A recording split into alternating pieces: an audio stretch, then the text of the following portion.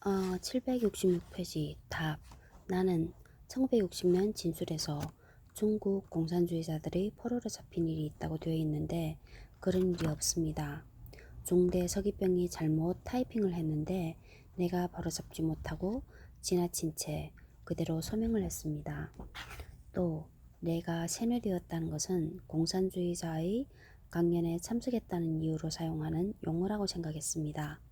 그 표현이 참석했을 뿐만 아니라 그들이 주장을 이해하고 긍정적으로 받아들이는 것까지 뜻하다는 것을 그 후에 알았습니다. 어쨌든 강의에는 참석했지만 나에게 아무런 영향이 없었습니다. 문. 게릴라들에게 포로가 된 첫날 모든 포로들, 미국인과 한국인 모두 한 곳에 갇혀 있었는가? 답. 모두 함께 갇혀 있었습니다. 흑강 같은 곳이었습니다. 문. 하와이 출신 미군 병사라고 말했을 때 북한 신문자의 반응은 어땠는가? 답. 그는 내가 필리핀인, 오키나와인, 대만인 아니면 일본인이 틀림없다고 말했습니다. 그러나 나는 하와이인이라고 고집했습니다. 북한 사람들은 내가 일본 병사일지도 모른다고 몰아세웠습니다. 키가 156cm에 불과했으니까요.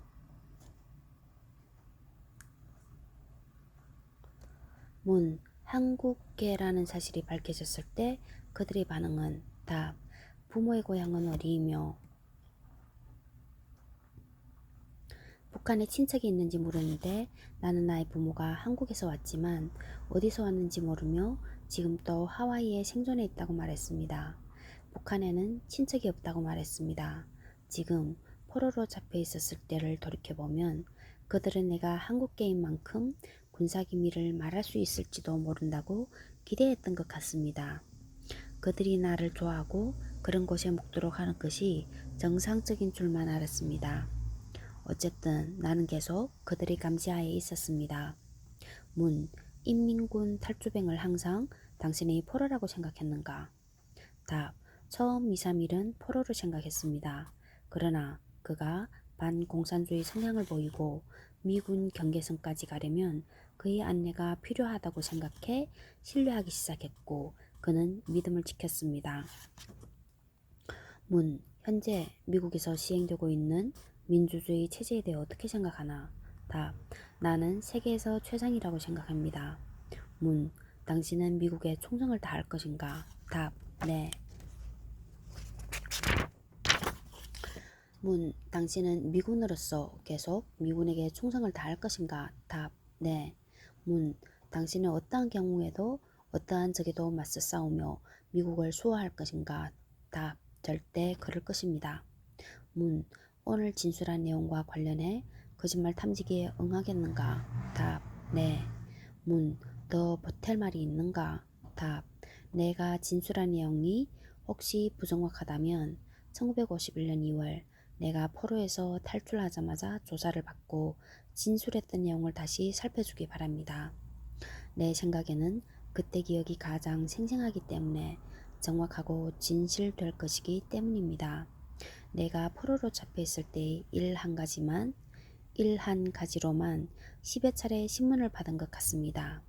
나는 또 1951년 2월 북한에서 탈출해 돌아온 이후 미군 포로로서 내 경험과 관련해 군내 각급에서 소환된 것만도 어림잡아 25차례는 됩니다. 이들도 대부분 추궁하고 대답하기는 신문조사나 마찬가지였습니다. 끝으로 에녹 리는 10년간 마음에 간직했던 말을 꺼냈다. 포로로 잡히던 날 첫 전투에서 부하를 남겨두고 도주했던 주임 상사를 만난 사실을 언급했다. 그리고 그의 진술은 끝났다. 769페이지 그림. 에녹 리는 부하들을 버리고 달아난 부대장 등이 훈장을 받은 사실을 언급하며 분노를 표출했다. 1953년 혹은 1954년에 있었던 일에 대해 말하고자 합니다. 나는 우리 부대 주임 상사였던 헤인스를 일본 에타지마군 선착장에서 만났습니다. 그는 내가 살아있는 것을 보고 깜짝 놀라는 것 같았습니다. 헤인스가 말하길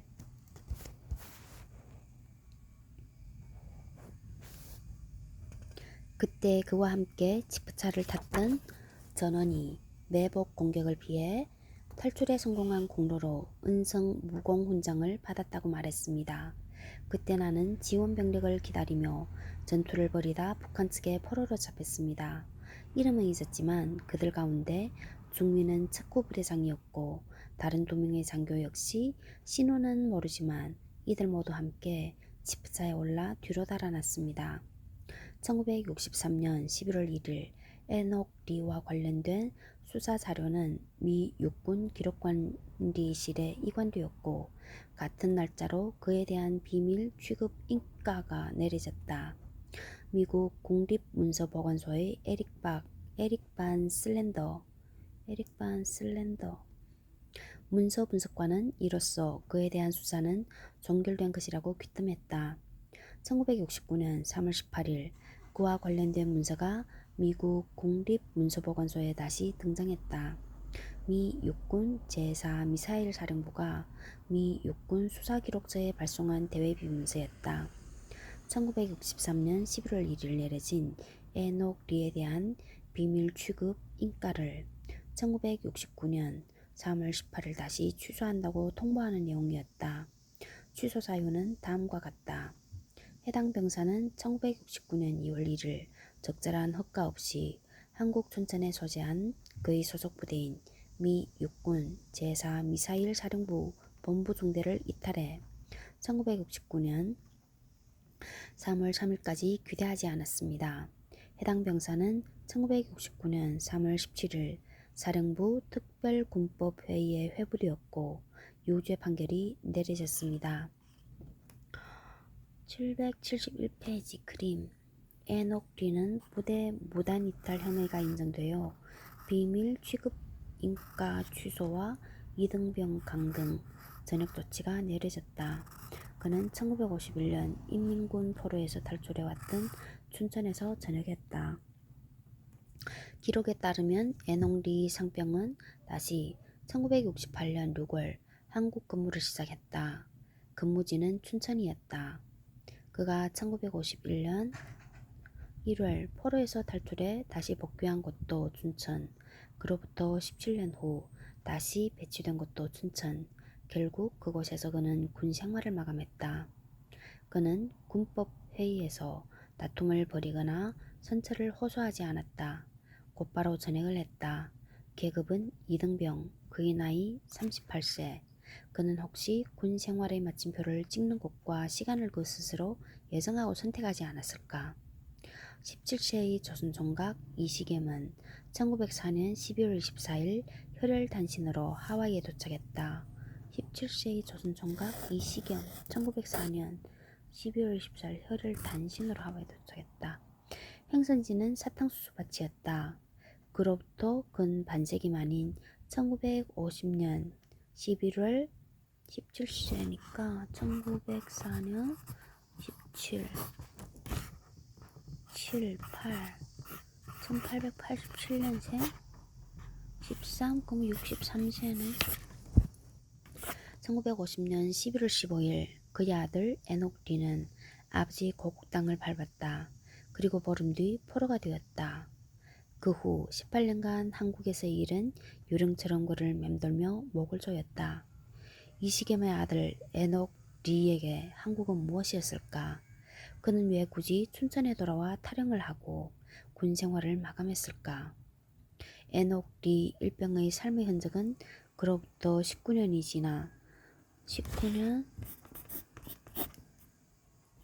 9 1969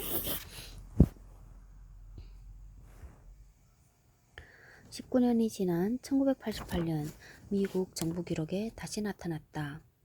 한국전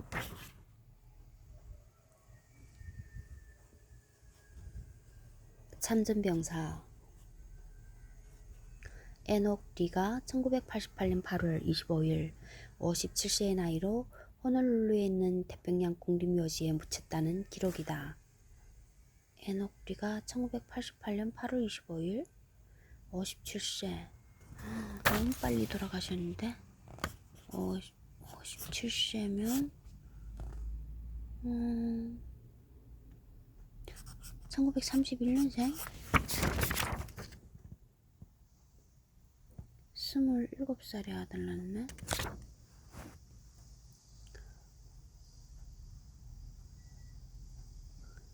그에게 수여된 것은 한국전에서 작전 중 포로로 잡혔으나 미군 병사로서의 명예와 행동 강령을 지킨 병사에게 수여하는 메달, 전쟁 포로 메달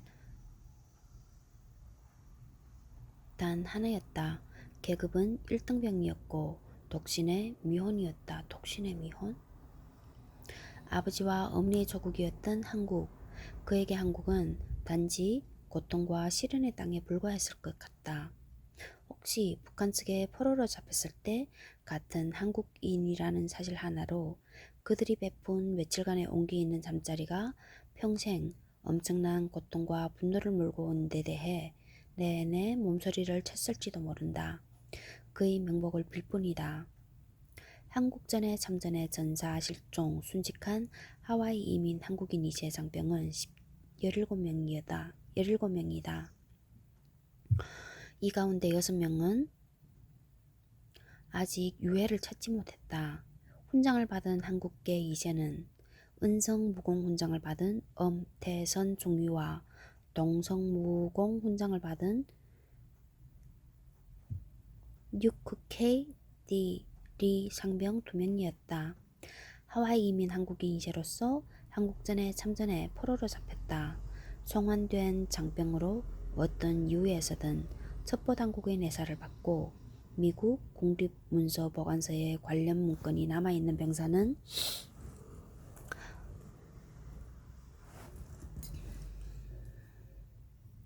에녹 리 외에 2명이 더 있었다. 그중 1950년 11월 한국전 포로로 응도됐다. 1953년 7월 휴전과 함께 송환된 한국계 하와이 이민 2세인 미 육군 상사 윌리엄 김은 송환 직후부터 길고 긴 신문을 받았다. 미군 수사관들은 윌리엄 김을 포함한 미군 포로 가운데 미국과 동료를 배신한 병사를 가려내기 위하여 교차 신문을 하는 등 철저하게 뒤졌다. 윌리엄 김은 모두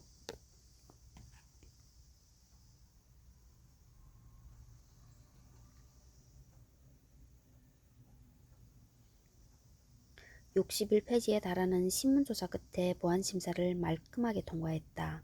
그러나 그것은 표면에 불과했다.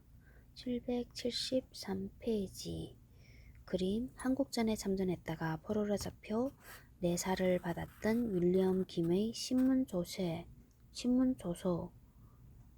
좌와 서신 검열 리스트 우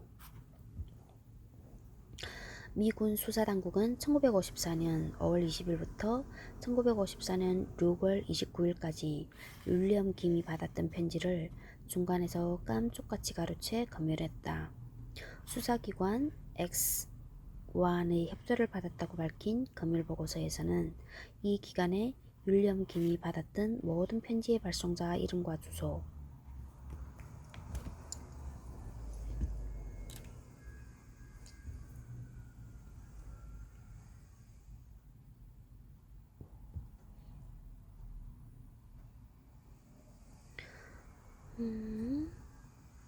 발송 날짜와 소인이 지킨 우체국 소재지까지 기록하고 있었다. 수사기관 X1은 FBI였을 것이다. 미군 수사보고서는 또 미국 국적자인 윌리엄 김의 누이가 가족과 함께 일본 요코하마에 거주하고 있는 사실도 유해사항으로 보고하고 있었다.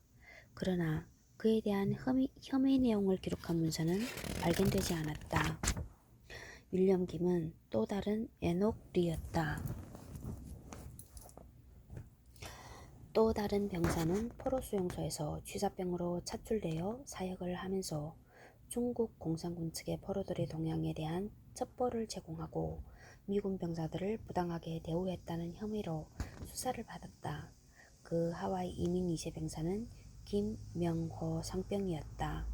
그는 1년간의 조사 끝에 혐의 없음으로 종결되었다. 그는 포로 수용소에서 목격한 각종 사건과 포로 학대 사례에 대해 발생 일자와 장소, 관련 인물의 이름까지 자세히 진술하고 혐의를 벗을 수 있었다. 그러나 포로로 잡힌 장소 명칭을 적동과 정동으로 번갈아 수용했다가 수사관이 이를 중요한 진술상의 허점으로 보고 추궁하는 바람에 곤욕을 치렀다. 그가 포로로 잡힌 곳은 경기도 포천군 적동면이었다. 목수였던 그는 1953년 8월 포로에서 풀려나 미국으로 돌아온 뒤 1962년까지 군에 복무했다. 그 사이 음주운전으로 적발되어 구류형이나 벌금형을 5차례 받았다. 포로로 잡혀있던 2년간 입었던 정신적 상처의 후유증일지도 모른다. 그 상처에 못지않게 미국이 그에게 던지는 의심의 눈초리가 준 고통 역시 참기 어려웠을 것이다. 에녹 리가 느꼈던 처절한 외로움을 그들 역시 뼈저리게 느꼈을 것 같다. 미합중국이라는 거대한 국가 권력이 단 한 채의 의혹도 용납하지 않고 끊임없이 옥죄어올 때 그들 개개인이 할 수 있는 일이란 거의 없었을 것이다.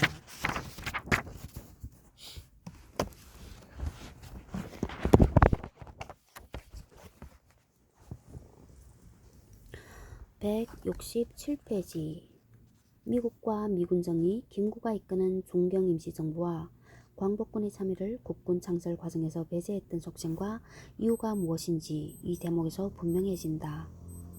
또 미국은 남한을 점령하자마자 병력 철수를 준비했다.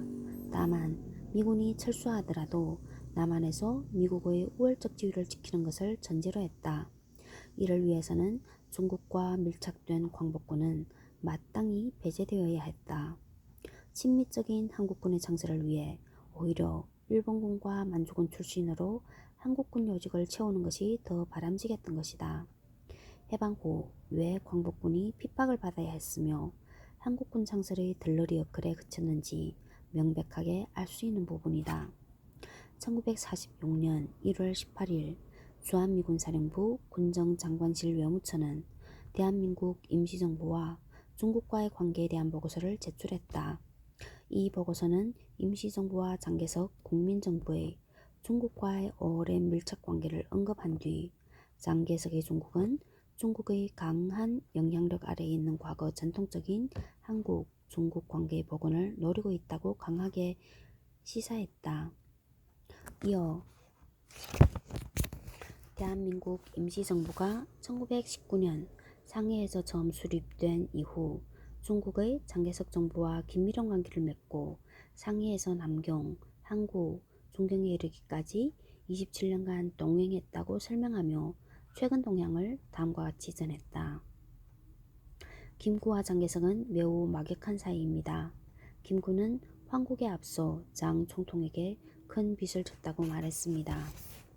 168페이지 그림 1946년 1월 18일 미 군정청 외무처 보고서는 임시정부와 중국이 사실상 동맹관계에 있다고 단정하고 향후 미국과 충돌할 가능성을 경고하고 있다.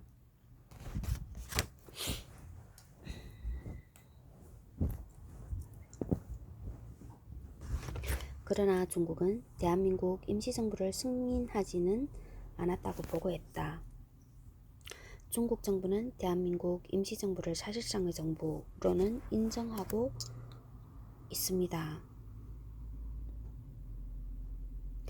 대한민국 임시정부 측에서 중국이 임시정부를 공식 승인했다고 주장하고 있으나 중국은 결코 국가로 승인한 바 없습니다. 국가로는 승인을 안 했지만 사실상의 정부로는 인정을 했다고? 정부와 국가가 다르지. 재정적으로는 임시정부를 지원하고 있습니다. 이 보고서는 장개석의 발언에 주목했다. 한국이 완전히 독립적이지 않다면 중국도 완전히 자유롭지 않으며 세계와 극동지역의 평화 또한 보장할 수 없습니다. 모든 아시아 국가의 독립을 위해서는 한국 독립이라는 역사적 의무를 성취해야 합니다. 한국 독립은 중국이 꼭 이루어내야 할 목표입니다. 이어서 임시정부의 중국에 대한 지나친 편향성은 다음 세계의 사실만으로도 짐작할 수 있다고 이 보고서는 주장했다. 1. 임시정부는 중국을 떠나기 앞서 중경에 외교 사무소를 설치했습니다. 2. 대한민국 임시정부의 공식 국방조직인 광복군은 20만 명 이상으로 5개 군사조직으로 나뉘어 있는데 4개는 개봉, 서안, 남경, 중경에 있고 남은 1개는 서울에 있으며 중국 내 4개 도시마다 장교들이 군사훈련을 실시하고 있습니다. 장개석은 광복군 강화를 위해 항복한 일본군에 속했던 한국인은 즉각 광복군에 인계하도록 일본군 사령관에게 명령을 내렸습니다. 3. 지난 1945년 12월 2일 임시정부 요원 이진이 귀국할 때 3명의 중국 무전사가 무선 통신 장비를 갖고 함께 한국에 왔습니다.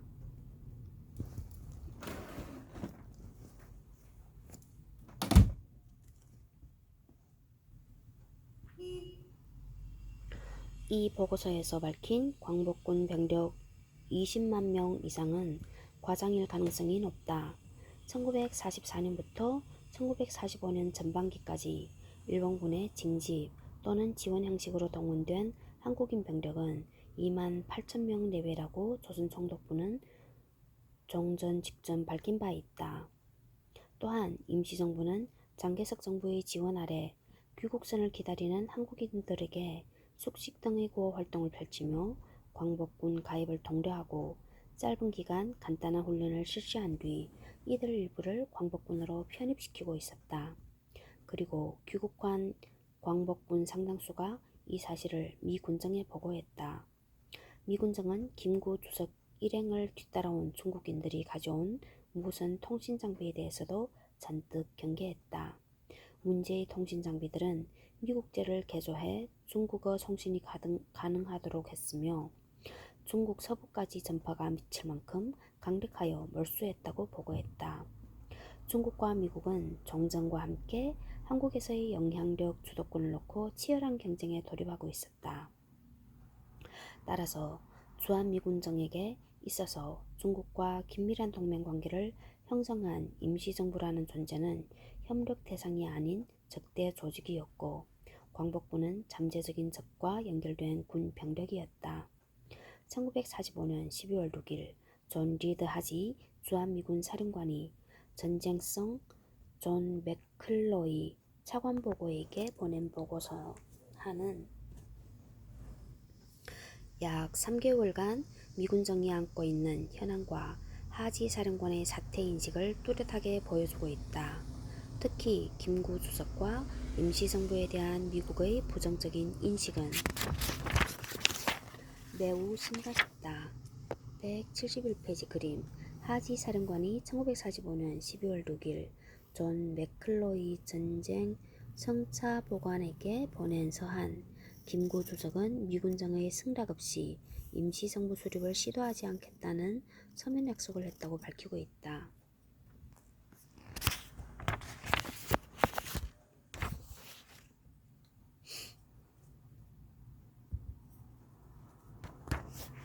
신탁 통치 문제는 고성능 포각과 같은 존재입니다. 한국인 거의 모두가 연합국 측에 협조적입니다.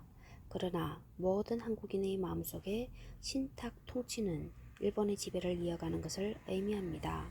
아무리 아니라고 설명해도 러일 전쟁 직후 일본의 신탁 통치가 뒤따랐기 때문에 한국인들은 도무지 귀를 막고 들으려 하지 않고 있습니다.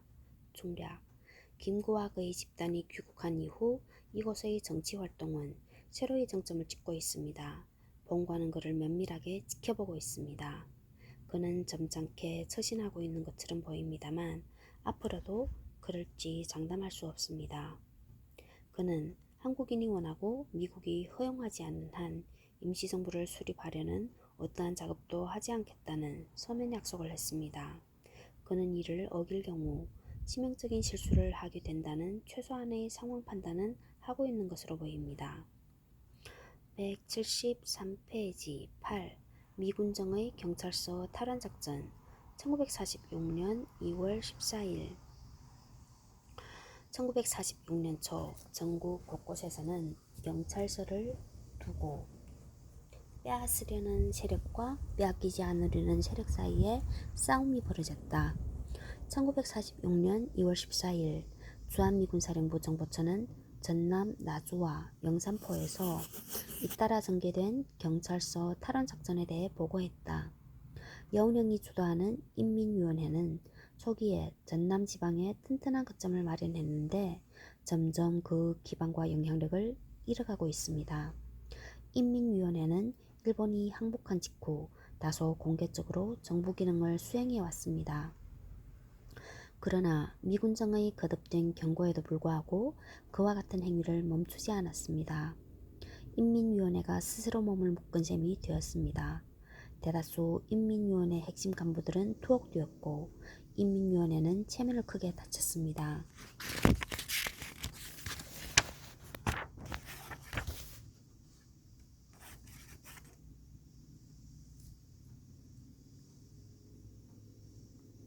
미 군정이 경찰 병력을 동원해 직접 경찰서 탈환에 나섰다. 저항하는 인민위원회 측 경찰은 현장에서 체포됐다. 뒤늦은 보고입니다만 나주 경찰서장과 영산포 경찰서장은 여운형이 주도하는 조선인민공화국 계열의 인물들인데 그들이 속한 정치 조직을 위해 직권을 남용해왔습니다.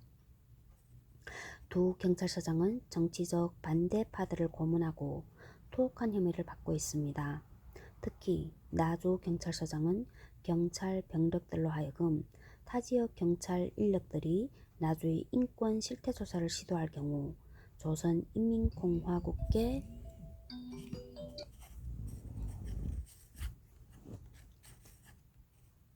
조직원들을 신속히 소집해 저항하겠다는 내용의 무상계획도 세워두고 있었습니다.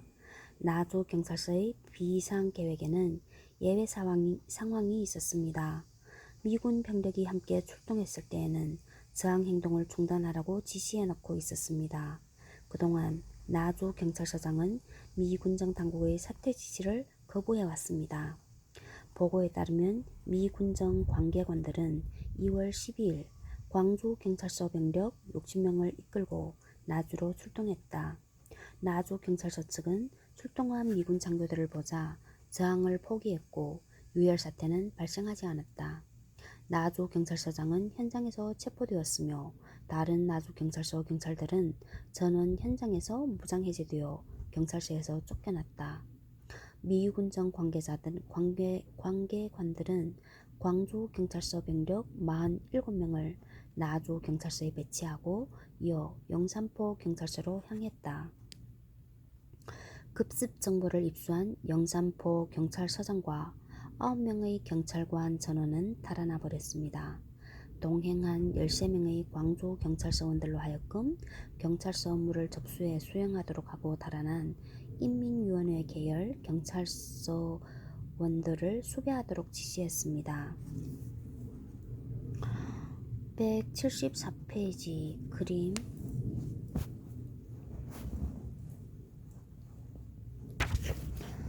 1946년 함께 좌우 이익 사이에 테러와 갈등이 치열해졌다. 미 군정은 여운형의 인민위원회가 장악한 지역 경찰 조직의 탈환에 나섰다.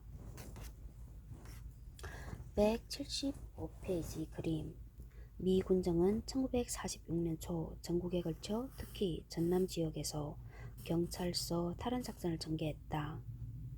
인민위원회가 축출되었으나 그 자리에 일제하 경찰 인사들이 복귀했다.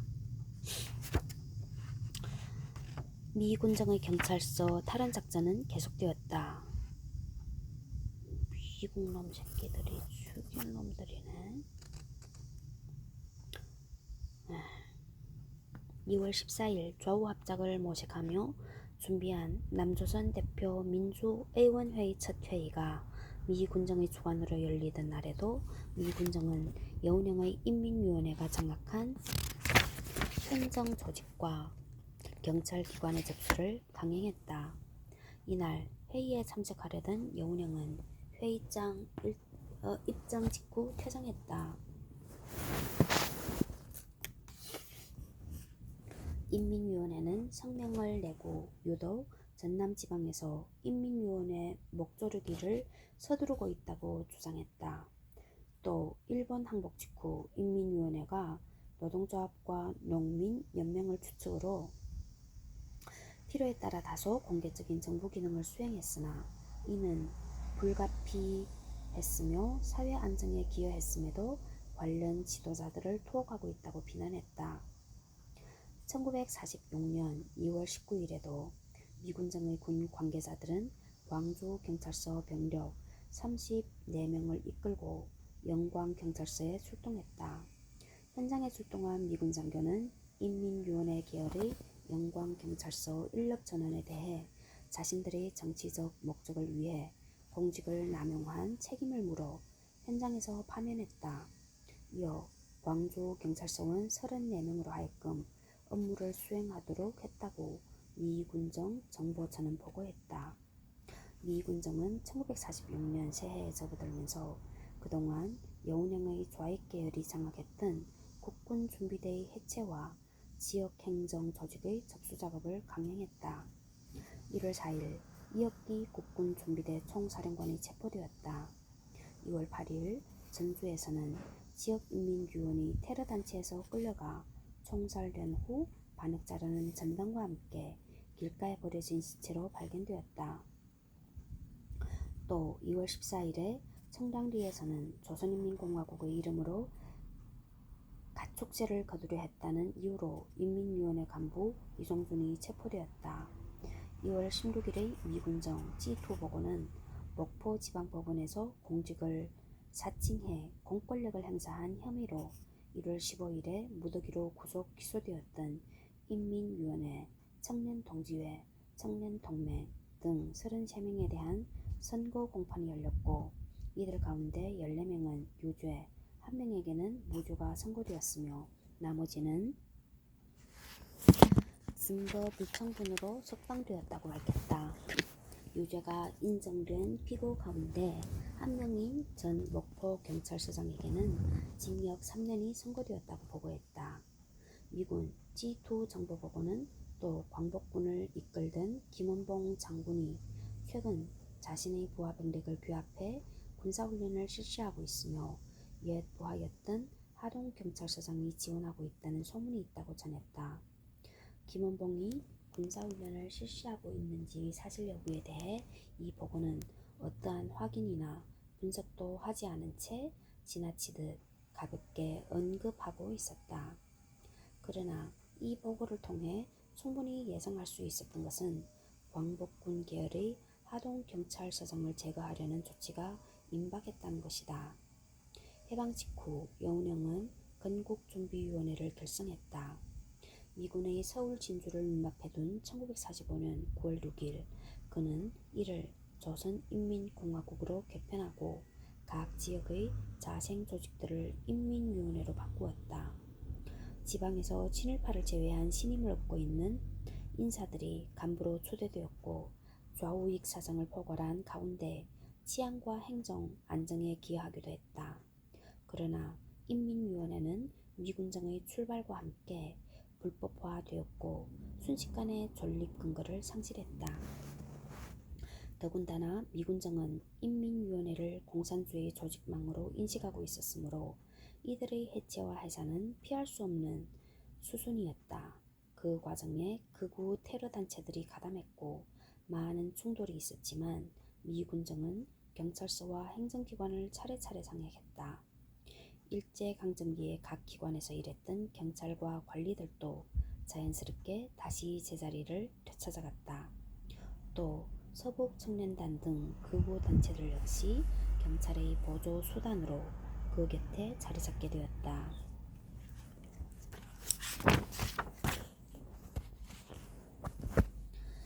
178페이지 9. 한국 정치를 뒤흔든 테러 암살 1946년 2월 15일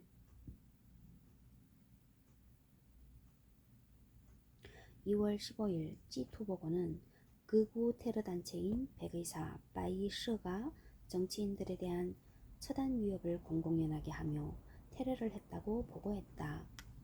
2월 8일 아침 전주에서 황경덕 지역인민위원회 위원이 총격으로 피살된 시체로 발견되었다. 시체 위에 뿌려진 여러 장의 문건에는 찬탁을 한 반역자, 조선 독립을 위해 처단한다. 백의사 전라지부라고 적혀 있는데 초기 수사에 따르면 7일 저녁 3명의 남자가 찾아와 인민위원회 간부에게 안내하라는 협박을 하며 황 위원을 끌고 나간 뒤 잠시 후 총성이 들렸다고 합니다. 캘리버 25 자동권총으로 심장을 향해 직접 발사되었다고 합니다. 중략, 제보자에 따르면 비밀조직원들은 가입할 때 조직을 위해 목숨을 바친다는 선서를 한다고 합니다. 2월 27일 미 군정정보처는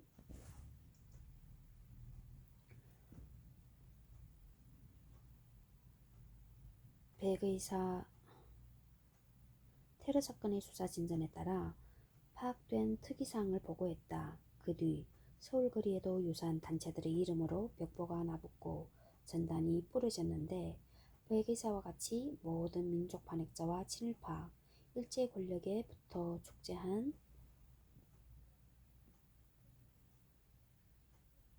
자, 동포에게 해를 가한 자들을 처단할 것이라고 경고하고 있다고 밝혔다. 또한 찬탁을 하는 반역자와 조선의 독립과 자유를 반대하는 자들은 단연코 처형할 것이며 조선 독립을 위해 모든 반역 행위는 빠짐없이 뿌리 뽑을 것이라는 내용이 공통으로 적혀 있다고 보고했다. 백의사는 1945년 12월 30일 동아일보 사장 송진우가 찬탁하는 것으로 믿고 그를 암살한 비밀 테러 단체로 지목되었다. 여운형, 장덕수, 김구의 암살에도 직간접으로 개입했다는 의심을 받고 있었다. 잇따른 암살은 결정적인 순간마다 한국 현대사의 물꼬를 바꾸었다. 1946년 1월 6일 미 군정 정보보고는 그 당시 신탁 통치를 둘러싸고 국민 감정이 얼마나 격화되어 있었는지 보여준다.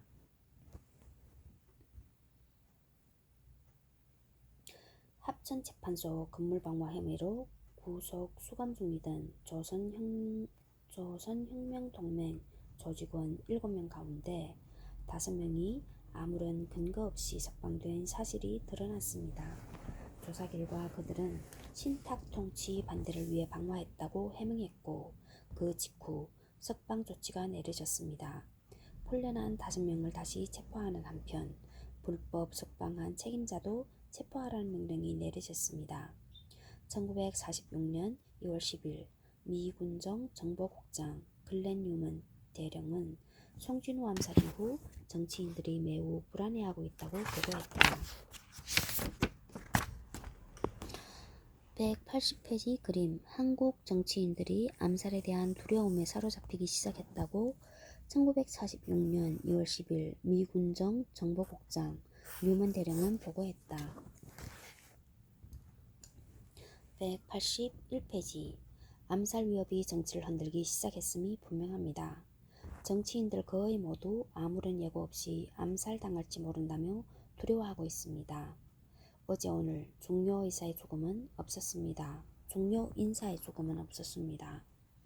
그러나 송진우의 암살에 관한 기억이 아직도 생생한데 여운형의 경호원인 김문일이라는 청년이 테러 요원의 소나기에 잡혀 몇 시간에 걸쳐 끔찍한 고문을 당했습니다. 여운형은 김구가 이 사건에 직접적인 책임이 있다고 단정하고 있습니다. 여운형 테러에 관한 김두한의 증언이 있다. 김두한과 권오기 전 동아일보 사장이 1969년 동아방송 노변야화에 출연해 가진 대담이다. 신당동 부자촌에 있는 홍례식집에서 김교식 박사하고 여운형이 좌우합작 회의를 한다는 정보가 들어왔어요. 그래서 상하이라고 하는 동지하고 나하고 김동지, 고동지, 전동지하고 같이 갔어요. 신당동 들어가는 입구에서 11시쯤 되었을 때 조선총독부 정무총감이 닫은 미국 포르차가 쓱 오더라고요. 커브를 돌려고 하길래 둘러싸면서 권총을 들이댔죠.